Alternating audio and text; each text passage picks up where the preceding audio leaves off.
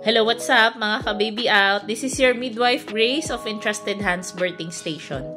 So, meron ulit tayong question sa ating video na in-upload yesterday.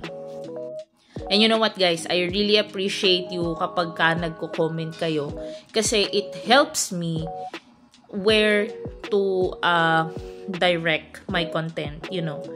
And ano pa, nakakapag-research tayo.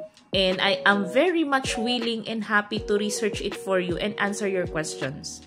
So, kung meron kayong tanong, may na-experience kayo, and you really wanna share it with me, you can put it down on the comment section ng ating mga videos, or you can message me directly so that I can help you.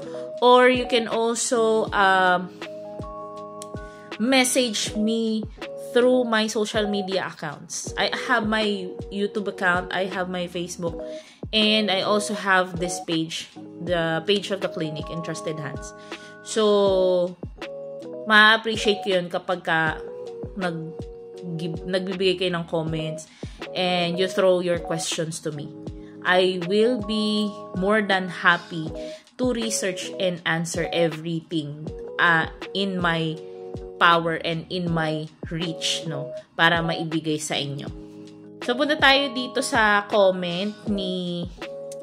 Ano ba yan? Hindi ko pa napaliitan. Paliitin nga natin. Wait lang. Yun. So, ayan yung comment ni Ma'am Angelica. Sa implant po, ano po yung cause kapag natanggal na after 3 years?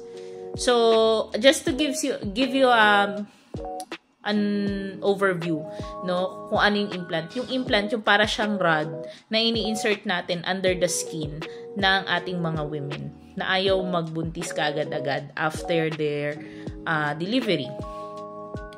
So, nilalagay natin sa balat, gumagamit tayo ng anesthesia, and then we insert it. Sa removal naman, we also do give anesthesia and then local anesthetic and then remove it.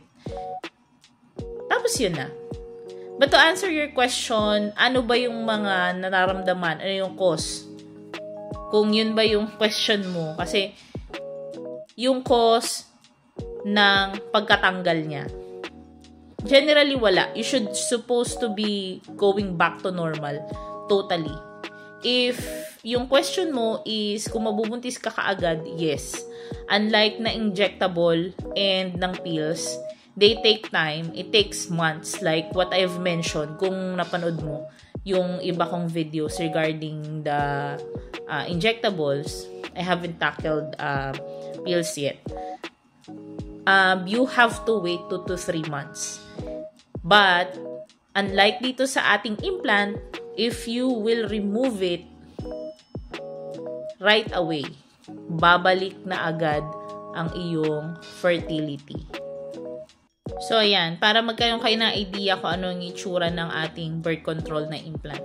So, this is like, para sa inyong kaalaman. Ganito lang siya kalaki. And, it looks like, parang yung tangkay ng lollipop, ganun. Kulay white din siya.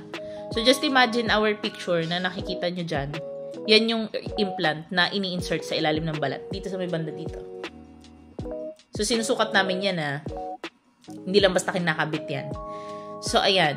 Pag ni-remove namin yan, same thing din. We just put some, a little incision lang.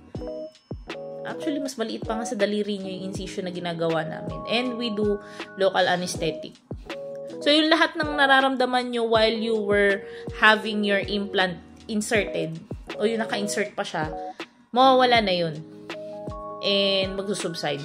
You should return to normal quickly. So, kapag ka may iba kayong nararamdaman pagkatanggal, the only thing that you will feel is yung parang namaga siya. Feel mo namaga kasi tinanggal namin. Siyempre, sino ba namang yung in-incision mo, yung hiniwaan mo, tapos okay ulit? Ano ka, Android? Siyempre, hindi. May soreness. Kasi nagwe-wear off yung anesthetic na nilagay natin. So, that's pretty much normal, no? So, in terms of the regla, in terms of fertility, it returns back to normal. quickly. So, expect mo na kapag ka-mistop ka, pinatanggal mo ang iyong implant, ka-baby out, sureball ka na. Ang advice ko sa'yo, kung magsuswitch ka, the moment na pinatanggal mo siya, magtanong ka na kung ano yung ano.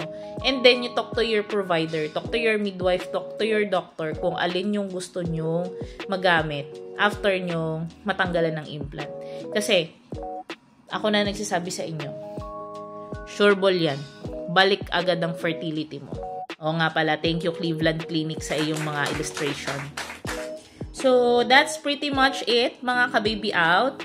Again, if you still have questions not related to this video that I have uploaded, mag-comment lang kayo dito sa video na to or dun sa mga mapapanood nyong videos. You can also reach me through our Facebook page, that's Entrusted Hands, and through our YouTube account, Gracia Your Comadrona. Subscribe and follow for more information. And if you like this video that we have uploaded here sa aming TikTok account, you can hit the plus sign to follow us for more informative videos and heart our video. And of course, I would just like to remind you that you can also book your appointments through our newly launched website. That's entrustedhands.org/home. So, sa mga iba pang information, I will flash it at the end of this video. Again, this is your midwife Grace of Entrusted Hands Birthing Station, and we provide you with quality maternal care. Hanggang sa susunod mga ka-baby out. See you!